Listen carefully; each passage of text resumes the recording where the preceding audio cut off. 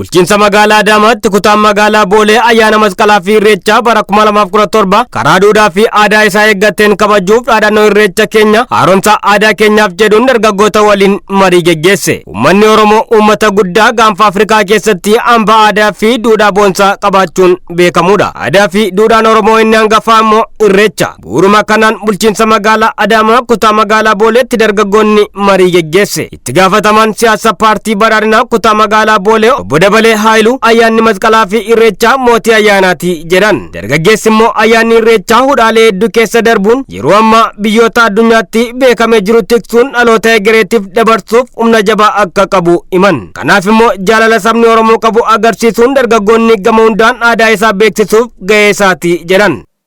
Dargaggeessi karaa kamiin akka kabajuu qabu ayyaanichi kun ayyaana eenyu akka ta'e kaleessa maal keessaa akka ture har'a immoo akkam godhee kabajuu qaba akkamiin eegsifachuu qaba akka jedhu hubannoo gahaa akka argataniif jechuudha. Walumaa galatti ayyaana irreechaa karaa nagaan kabajuu fi keessummoota argaman simachuuf qoonni dargaggootaa olaanaa akka ta'e dubbatan. Kanaaf qaama ayyaana kanarratti argamu kunuunsuun nageenya isaa eegu haala hubachiisu akka miidhaan kamiyyuu irra keenya taasisuun barbaachisaa ta'a. Sun immoo maalidha? Hammattummaa keenya agarsiisa jechuudha. Jaalala sabni kun qabu agarsiisa waan ta'eef kana hubachiisuun barbaachisaa ta'a. Dargaggeessi ijaarsa biyyaa keessatti qooda guddaa qabaa jiran itti gaafatamaan liigii dargaggoo kutaa magaalichaa dargaggoo Ballataa Baalcha. Gama odeeffannoo fi gama xiyyeeffannoo adda addaatiin akkuma mana keessaa kaasitan kutaa magaalaa keessatti sarkaa jirurratti odeeffannoo kenna kuduratti kaasaa ture akka dargaggeessatti laafaadha dhugaa dubbanne jechaadha. Odeeffannoo asirratti gaafirratti haa ka'u malee dargaggeessi keenya odeeffannoo kennuu irratti chaalenjiidha jechaadha. Hulluun deebi'u odeeffannoo kennamee dargaggeessa bira maaltudha diinni bira maaltu jira jedhu.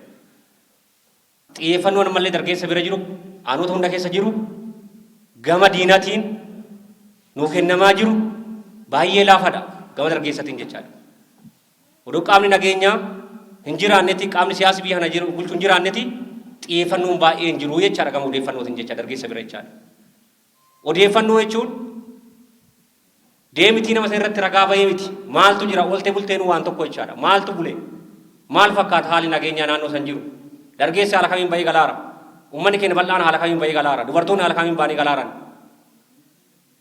naannoo kiyya ollaa kiyya maal fakkaata diinni socho'aa jiru maal fakkaata kana jechaadha kanarratti dargaggeessatti baay'ee nu hafu haga naan baatu dabalatee jechaadha. Itti gaafatamaan ijaarsa paartii badhaadhinaa kutaa magaalaa Boolee obbo Hajii Hasan ayyaanni irreechaa guddummaa Oromoo kan ibsu aarsaa hedduun kan itti kaffalamedha jedhan. Mariin kan barbaachiseefis akkuma nuti aadaa keenya guddisuuf deemnu kan balleessuuf deemus danuudha jedhan. Kanaaf immoo dargaggoonni Oromoo kaayyoo diinaaf fashaleessuuf caasaalee nageenyaa naannoo isaa wajjin qindaa'ee yaaddoo tokko malee aadaa isaa calaqqisiisuu akka qabuu fi tokkummaadhaan wal dhaga'uun gahee nama hundaa akka ta'e ibsuun kallattii kennan. Wanni mari'annuuf yeroo hunda waggaan ayyaanni irreechaa kalaa wanni mariin gaggeeffamu akkuma nuti aadaa keenya duudhaa keenya safuu keenya guddisuudhaaf carraaqaa jirru shaakalaa jirru gatii itti kafalaa jirru warri kana nu harkaa balleessuuf immoo faallaa keenya dalagaa waan jiraniif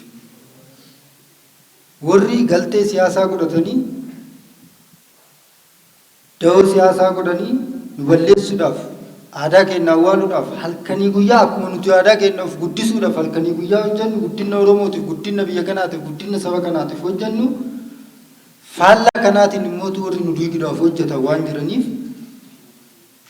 seentiraal miseejiin waltajjii kanaa irreechi uummanni walitti bahee sun akkamitti walitti bahee nagaadhaaf addaan gala gahee keenya akkamitti keessatti baana. Akkamitti mootu karoora fi gocha humna diigaa biyyaatiif dalagu kanaaf fashaleessina kana jechaadha. Dargaggoonni saganticha irratti argaman tokko tokkos gama isaaniin irreechi ayyaana aadaa fi duudhaa keenya ibsu mallattoo tokkummaa fi injifannoowwan abbootiin keenya aarsaa dhiigaan nutti dabarsan nageenya keenyaa fi hawaasa keenyaa eegaa kabajuuf qophoofneerra jedhan. Akkanatti walitti nu qabu keessaniif dursa galatooma rakkina keenyaa fi rakkoo jiruuf jireenya keenya yoo arguun galatooma isinii jecha. Kanatti aansee immoo uummanni Oromoo daangaan isaa bakkeen jireenyi isaa iddoo garagaraatti walitti dhufa sirrii. Garuu akkaataan aadaan itti ibsinu, akkaataan ittiin uffannu, akkaataan ittiin dubbannu, akkaataan ittiin ijaaramnu kana keessatti gadi bu'umsanii wanti isin ilaaltani ani yaada kiyyaan. Uffata isiniin jennu gizee amma ayyaanatu dhufee ayyaan irreechaa nageenyaan geggeessuu bichaa odoo hin ta'in dursa aadaan maal fakkaata? Naannoon nu jiraannu maal fakkaata? Ijaaramni keenya maal fakkaata? Kan jedhudha. Waggoota hedduu keessa darbee har'a akka bilisummaatti akka waaqeffatu waaqasaa uumaas akka galateeffatu aarsaa dhiigota abbootii keenya dargaggoota keenyatti kan falame kanatti an gammadaa. Garuu kanumatti aansee dargaggeessi keenya immoo bahee aadaa isaa kana uumaa isaa akka galateeffatu bifa bareedaa ta'e akka wanni ta'u nan barbaada.